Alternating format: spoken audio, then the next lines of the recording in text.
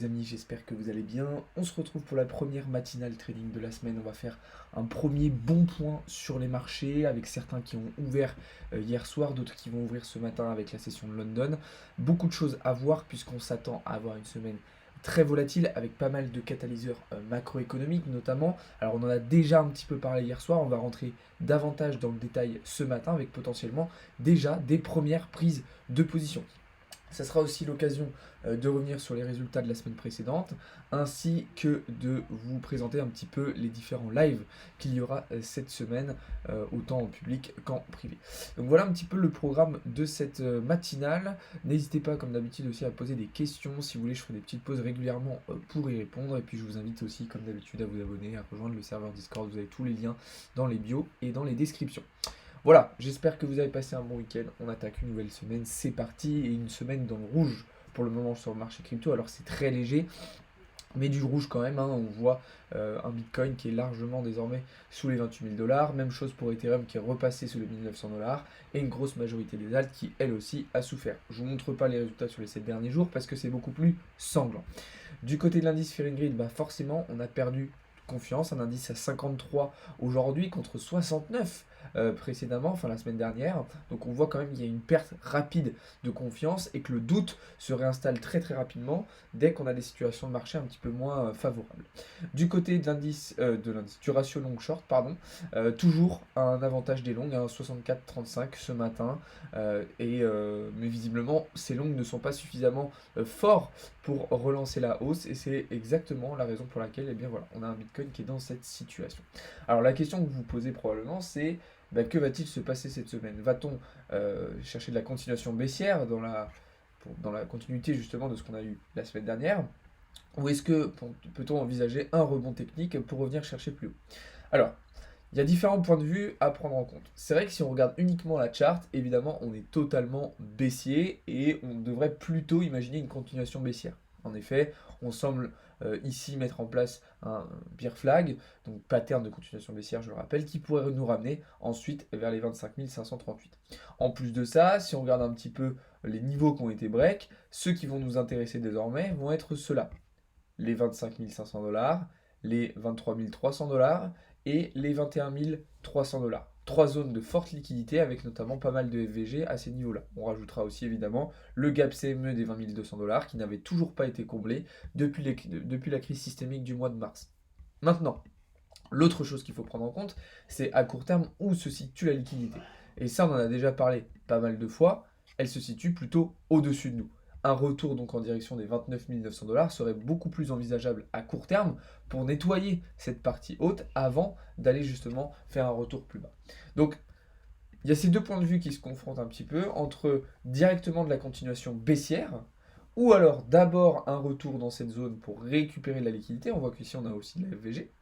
Puis après, un retour entre guillemets définitif vers les 20 000 dollars. Pour le moment, il n'y a pas trop de certitude de ce point de vue-là. Maintenant, il est vrai que dans tous les cas, je m'attends tout de même au moins à ce qu'on vienne visiter les 26 500 dollars. Comme je vous disais, pattern de continuation baissière, ça serait pourquoi pas, je dis bien pourquoi pas, intéressant peut-être d'essayer une sorte de prise de position de cette manière. Oula, il y a eu un petit bug, excusez-moi. Ah. Voilà, quelque chose comme ça, avec un objectif très très proche, juste ici. Alors évidemment, il faudrait jouer avec un SL plus serré. Je ne sais pas pourquoi j'arrive pas à le régler.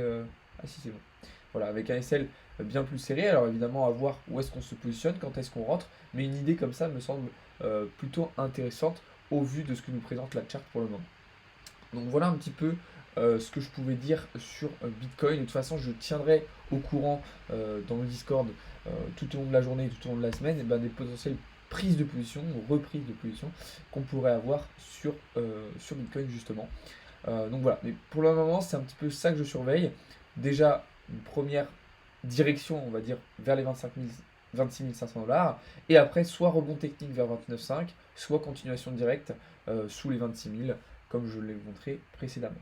Sur Ethereum, on est sensiblement sur la même chose, avec un scénario là aussi qui est plutôt baissier, avec notamment la réintégration de cette structure haussière qu'on avait cassée la semaine dernière, qui nous avait permis de venir visiter les 2100 dollars. Là, on a eu clairement un breakout de cette structure, et breakout de cette trendline qui, vous voyez, part de mi-mars dernier. Donc je m'attends personnellement à peut-être un prix qui devrait slide un petit peu sur le bas de cette trendline, justement peut-être pour revenir entre les 1890 et les 1920 dollars avant une continuation baissière, même si évidemment tout cela dépendra aussi du comportement de Bitcoin. Mais voilà, plutôt bearish aussi sur Ether, sachant que la grosse impulsion qu'on a eu au mois de mars demande elle aussi à être comblée, hein. Je vous rappelle que voilà, même chose ici, on a laissé beaucoup de FVG, beaucoup de déséquilibres de marché qui vont demander à être rééquilibrés justement. Donc ça ne serait pas déconnant, ça ne serait pas étonnant de voir un retracement de cette manière sur Ethereum. Donc voilà un petit peu pour les deux principaux sur la crypto. Je vais regarder déjà vos premières questions. Et puis après, on va pouvoir avancer sur les marchés traditionnels avec le marché action, les devises et les matières premières qui vont être très intéressantes à regarder cette semaine. On regardera aussi évidemment le programme macroéconomique qui va être bien chargé. En tout cas, je vois qu'il y a du monde ce matin, ça fait plaisir. N'hésitez pas comme d'habitude à vous abonner et à rejoindre le serveur Discord. Je suis rentré hier sur Ethereum retest à 1890 comme vous l'aviez dit. Alors on avait bien dit entre 1890 et 1920 et on a bien précisé aussi hier soir qu'on ne se positionnait pas dès maintenant mais qu'on restait plutôt en observation. Maintenant, effectivement, il y a eu une petite touchette à 1890. Euh, mais c'est pas grave, c'est pas grave. Moi, Kiki, je pense qu'il va continuer à monter, à slider un petit peu le long de la trailline, donc pas de souci. Ouais, on va faire une analyse du gold, t'inquiète, on va faire une analyse du gold après, ne vous inquiétez pas, on va passer sur un petit peu tous les marchés ce matin, histoire que vous ayez vraiment une bonne vue globale de tous les marchés, donc il n'y a pas de souci. Bonjour, c'est quoi la différence entre BEP20 et ERC20? C'est différentes blockchains, c'est différents réseaux que tu vas pouvoir utiliser pour par exemple faire des transferts de fonds sur la blockchain justement.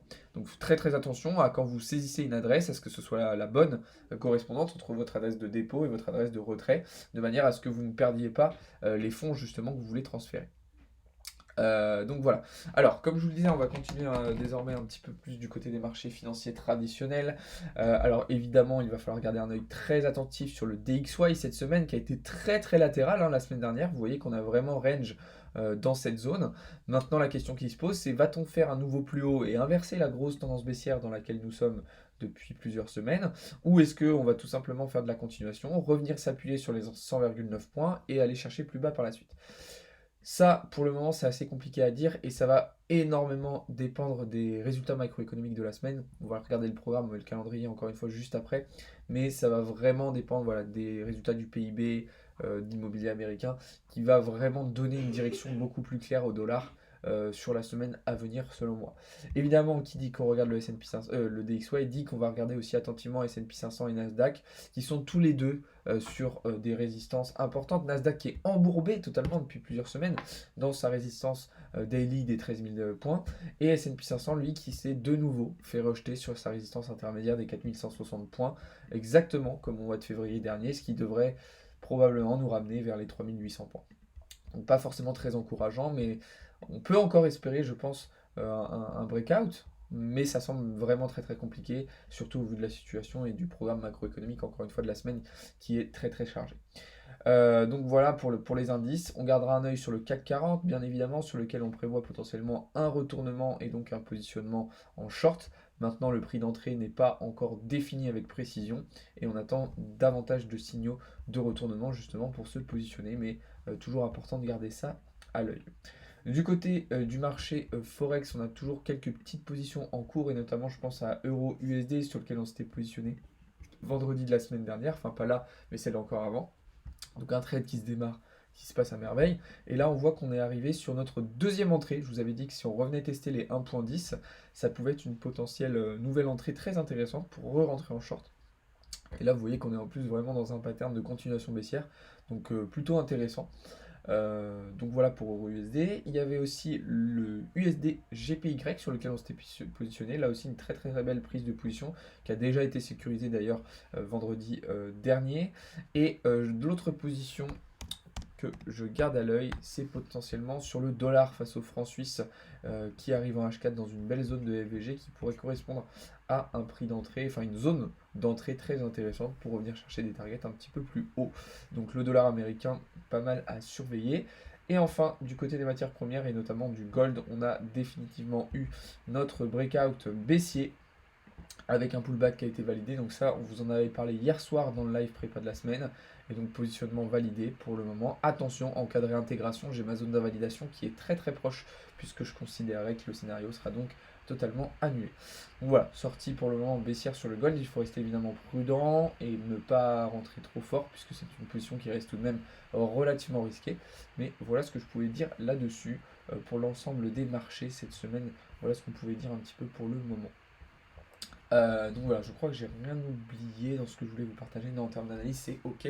Je vais regarder un petit peu vos questions et puis après, on va se concentrer sur le calendrier macroéconomique de la semaine qui va être très très très chargé.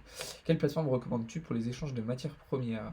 Alors, moi, je trade les matières premières directement via mon appli MT4 avec mon propre firme. Après, l'idéal, c'est de trouver un broker, un courtier, et de le connecter avec votre application de trading. Choisir le bon réseau, surtout pour les transferts de tokens. Exactement, Deadpool. Le BTC va baisser encore. Bah, c'est exactement l'analyse que j'ai fait il y a quelques minutes, Adams. Mais c'est une très bonne question à laquelle on ne peut pas en répondre avec certitude, puisque comme tu le vois, je n'ai pas de boule de cristal posée devant moi, et je ne suis pas devin, malheureusement. J'aimerais bien l'être. Donc voilà. Et continuez à poser vos questions, hein, n'hésitez pas. Je vous voyez, je fais des petites pauses de temps en temps pour y répondre.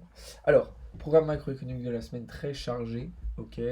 Aujourd'hui, pas grand chose forcément. On est lundi, vous connaissez. Souvent, le lundi sont des journées plutôt calmes. D'ailleurs, il faut s'attendre probablement à une journée plutôt calme sur les marchés. Donc, pas forcément énormément d'activité aujourd'hui. Maintenant, dès demain, ça va se corser un petit peu avec notamment les permis de construire aux États-Unis à 15h30 et la confiance des consommateurs. Résultat très important qui donne une très très bonne beaucoup d'informations sur la santé économique du pays et notamment sur la potentielle inflation à venir. Pourquoi? Parce que des consommateurs qui perdent de la confiance, ça veut dire des consommateurs qui justement consomment moins. Et moins de consommation, derrière, forcément, ça permet une réduction des prix. On aura aussi à 16h les ventes de logements neufs, résultat dont on a déjà parlé un petit peu la semaine dernière, et qui, je rappelle, est très représentatif de la santé du pays, puisque l'immobilier, pardon, va être l'un des éléments numéro un qui va vaciller, qui va être en difficulté et se fragiliser en cas de potentielle récession. T'inquiète Andrea, je vois que t'as pas vu l'analyse Ethereum BTC. Je vais vous mettre la rediffusion de toute façon du live juste après sur YouTube, comme d'habitude, donc vous ne pourrez rien louper. Donc ça, journée déjà très importante mardi. D'ailleurs, on sera en live dès mardi, enfin pas dès mardi, mais on sera en live à ce moment-là avec moi pour suivre ces résultats. Mercredi, journée aussi très importante pour ceux qui traitent la session asiatique, inflation australienne à 3h30 du matin. On aura ensuite les résultats des demandeurs d'emploi en France et l'après-midi, résultat aussi très important aux États-Unis avec les commandes de biens durables, chiffre très très important à surveiller, ainsi que les stocks de pétrole brut à 16h30.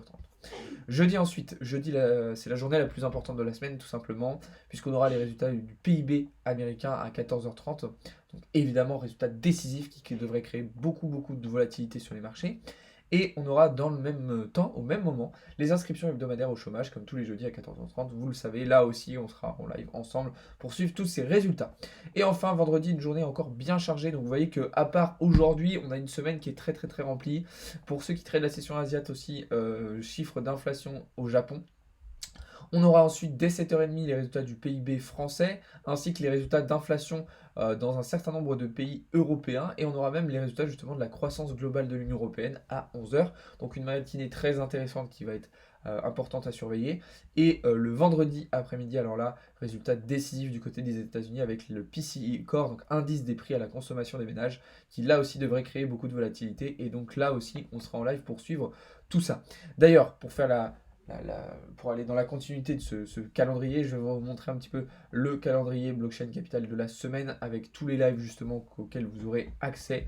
Donc comme d'habitude, les matinales trading et les matinales news. Vous voyez que vous avez des petites matinales DeFi qui vont se greffer le lundi et le vendredi avec Mathéo, et puis vous avez des lives tout au long de la semaine avec beaucoup de lives publics avec beaucoup d'informations. Ce soir notamment le live trading de 20h à 23h comme tous les lundis avec Paul sur lequel on va trader sur le copy trading. Vous avez aussi désormais en rose marqué sur le planning ici les cours du soir VIP. D'accord, donc je vous rappelle pour ceux qui sont dans le VIP sur Discord, vous avez accès tous les soirs à des cours, à des formations en visio, uniquement pour vous, donc sur le trading, sur la DeFi, sur l'éducation financière, etc., etc.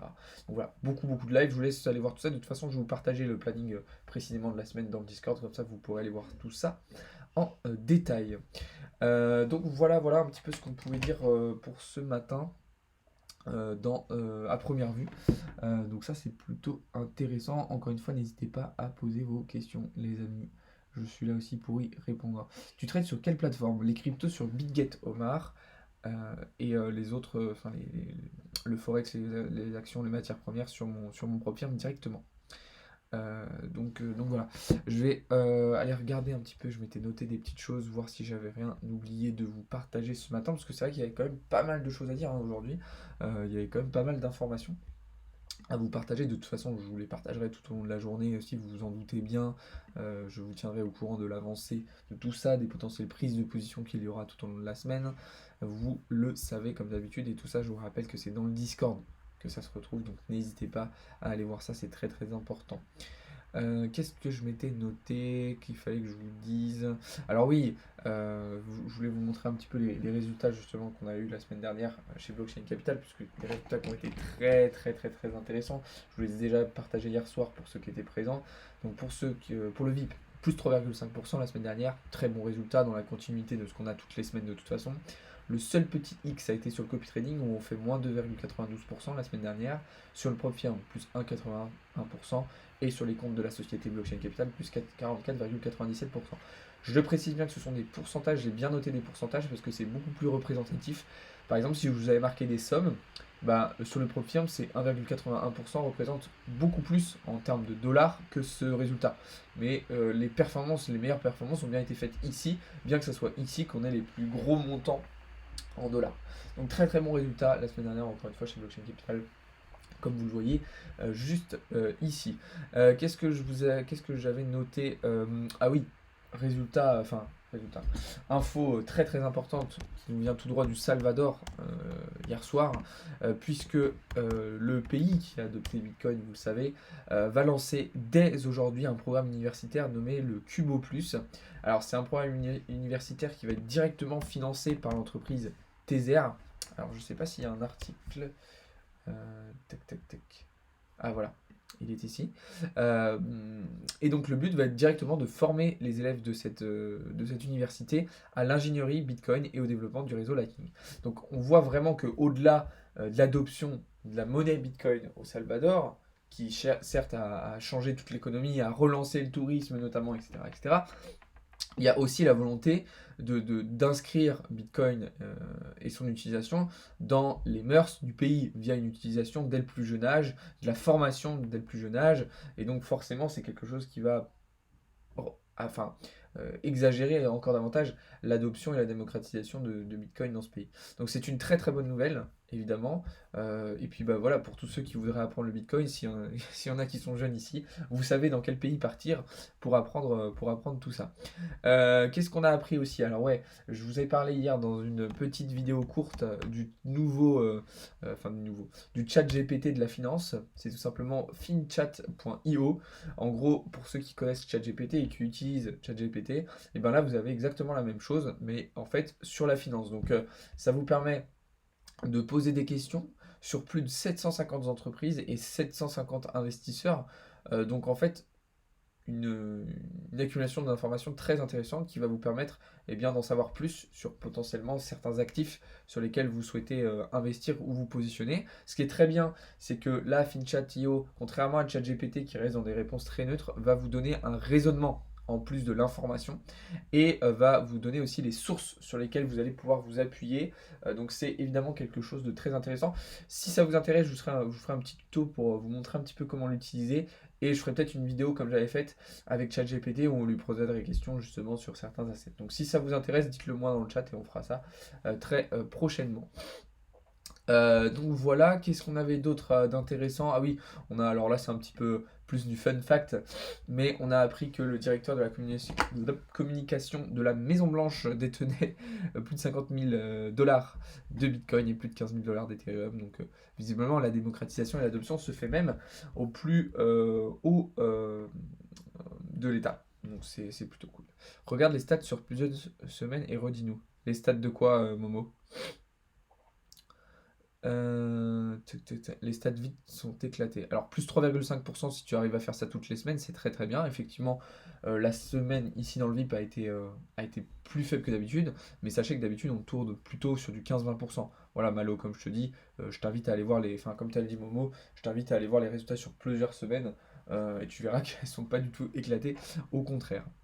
Toujours, hein, c'est toujours très important quand vous jugez quelque chose de savoir de quoi vous parlez quand vous jugez. euh, Parce que là, du coup, tu te ridiculises un petit peu.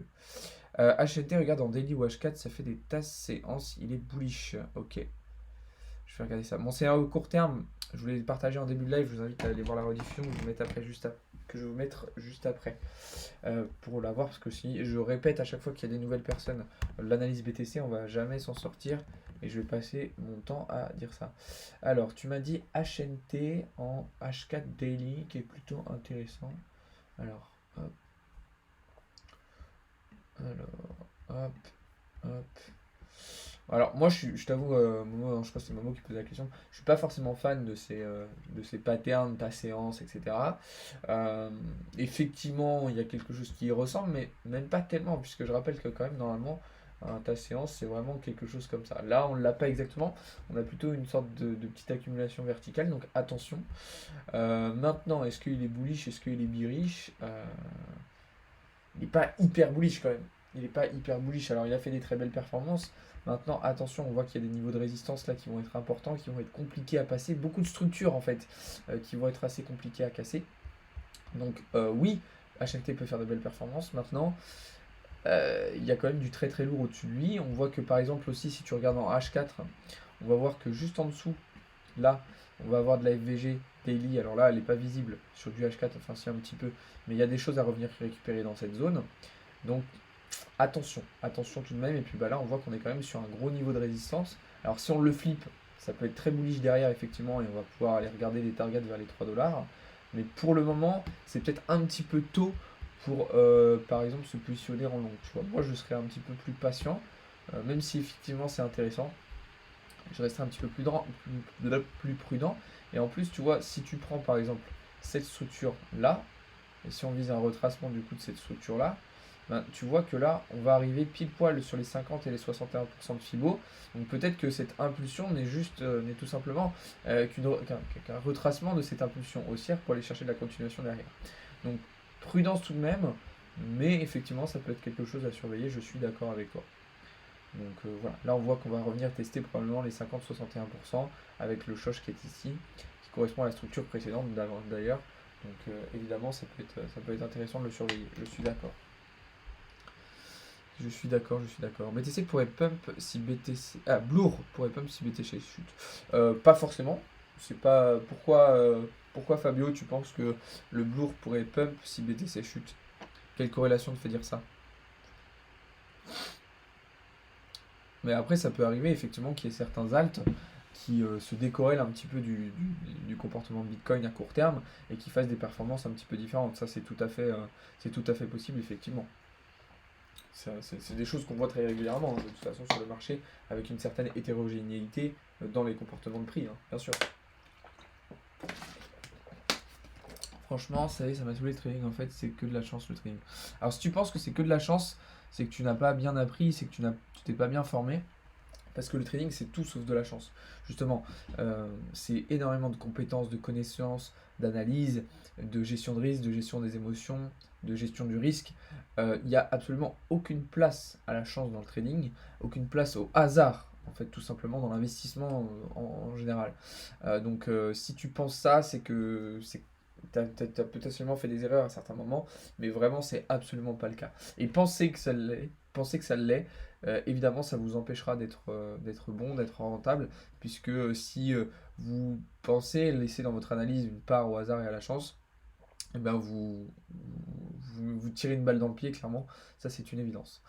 Donc voilà, qu'est-ce que je pense de Atom? Eh ben, ça dépend, court terme, moyen terme, long terme, pour le trader, pour le holder. Est-ce que tu peux être un petit peu plus précis dans ta question, Dim, afin que j'y réponde de la meilleure manière? Donc voilà. En tout cas, le scénario baissier, là, je checkais vite fait tout à l'heure, sur le gold, semble vraiment bien se valider et je pense qu'on devrait vraiment avoir un très beau trade, hein. Ça part très très bien. En plus, je vous l'avais envoyé dans le VIP sur Discord, celui-là, comme tous les autres de toute façon. Donc franchement, ça fait super plaisir. Ça fait super plaisir en plus de tous les autres trades qui sont dans le vert. La semaine commence plutôt bien. Donc de toute façon, comment tu peux dire que c'est pas de la chance alors que tu es pas capable de prévoir le marché? Bah justement, le trading, c'est le fait de prévoir le marché. Maintenant, tu peux pas le prévoir avec certitude. C'est-à-dire que tu peux faire des scénarios, tu peux faire des analyses, des hypothèses les plus précises possibles, mais maintenant, tu ne peux pas deviner exactement ce qui va se passer. Et ça, c'est pas parce qu'il y a une part de chance, c'est parce qu'il y a des sous-jacents sur le marché dont on n'a pas connaissance, nous, et donc du coup, qui vont faire le marché, bouger le marché dans cette direction. Ça dépend aussi, par exemple, tu vois, cette semaine, on va avoir les résultats du PIB américain, donc la croissance. Ces résultats, on ne les a pas encore. Donc on ne peut pas savoir comment les marchés vont réagir à un résultat dont on n'a pas, tout simplement.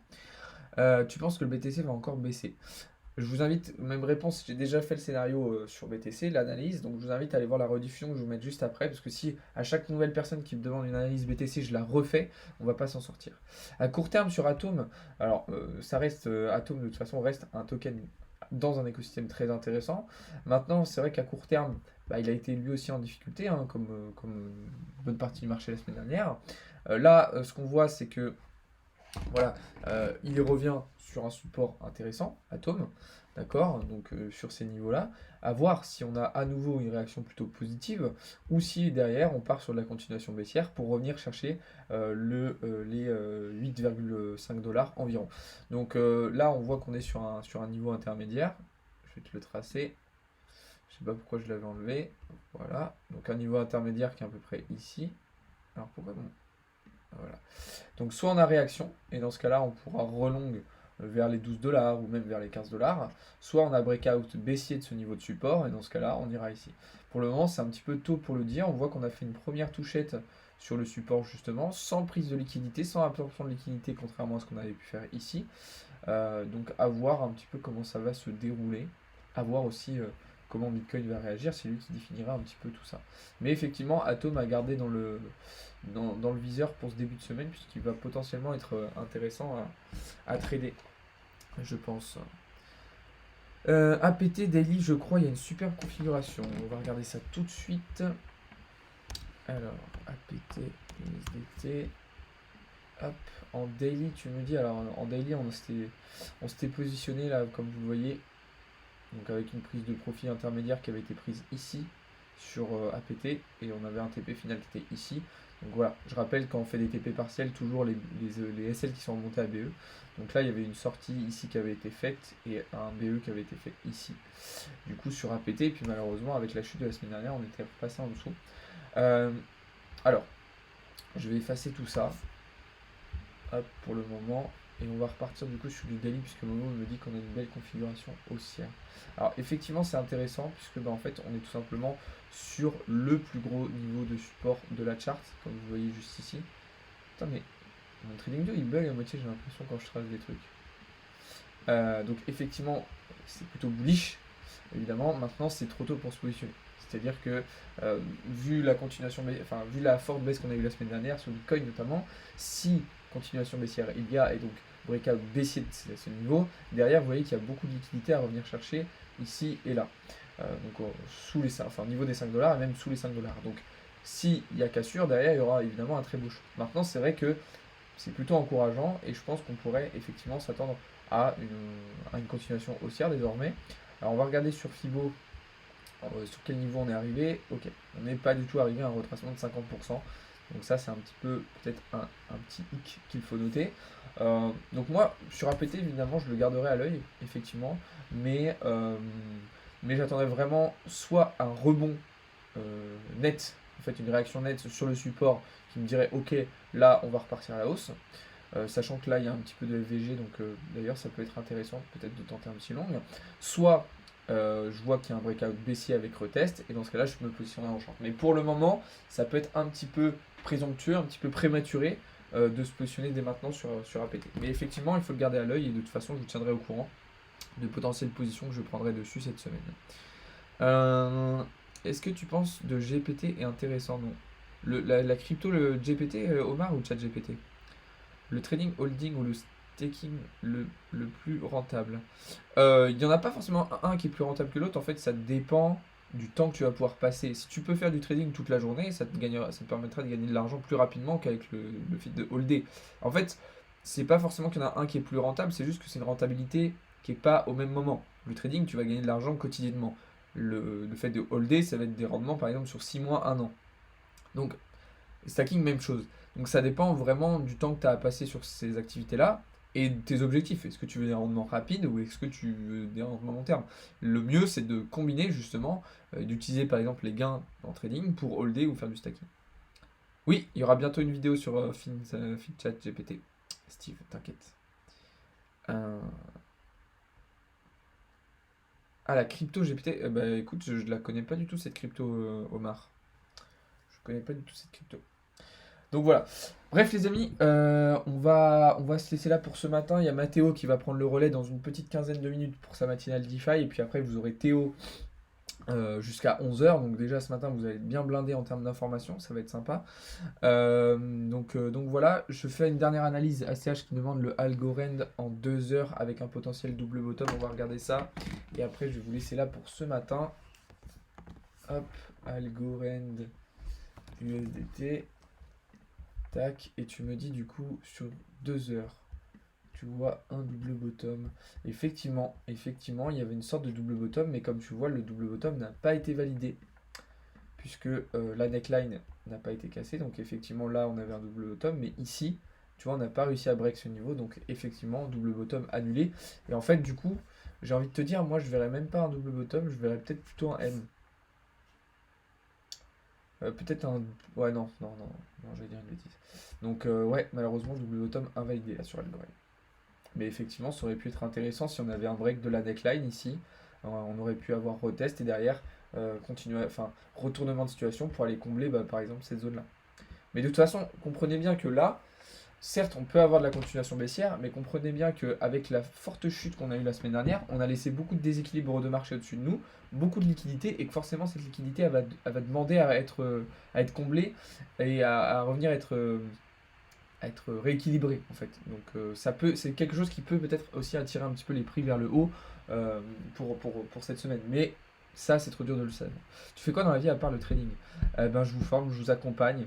Tu vois, je fais des lives, je fais des vidéos avec Blockchain Capital. Si tu veux en savoir plus sur le projet Capo, ben, je t'invite à venir dans le Discord et me poser tes questions. Mais en tout cas, voilà, je ne vis que de ça.